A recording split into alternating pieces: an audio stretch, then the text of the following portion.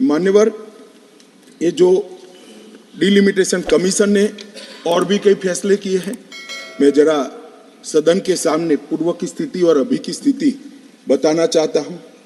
पूर्व में जम्मू में सिर्फ 37 सीट थी, 37 सीट थी।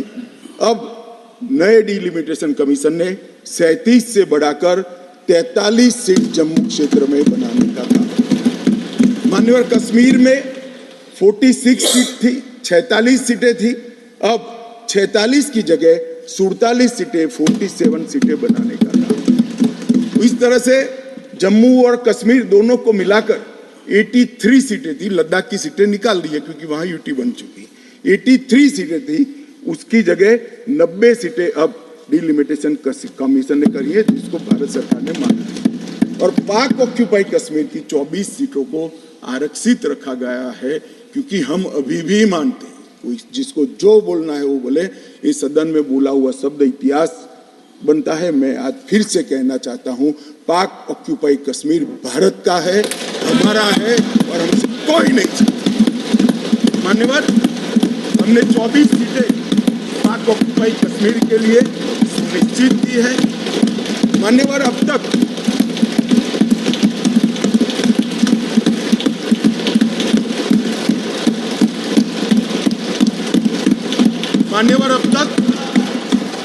SC ST की सीटों में बड़ी विसंगतताएं भी थी, और जो दिग्विजय की कहते थे संवेदनशील अप्रोच होना चाहिए, संवेदनशीलता होनी चाहिए। SC ST के प्रति संवेदना से ही ये निर्णय हुआ है। पहले जो 7 सीटें थी SC की, उसको हमने बरकरार रखा, और ST की सीट 0 थी, क्योंकि धारा 377 परमिट नहीं करती थी। अब परमिट करती है। 9 सीटों को रिजर्व कर दिया।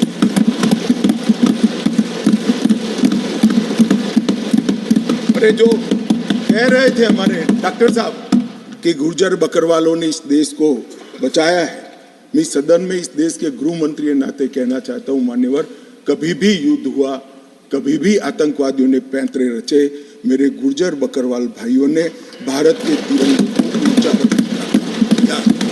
और आज सालों के बाद आज उनको न्याय मिलने जा रहा है। इसका कम से कम मुझे तो बहुत संतोष है।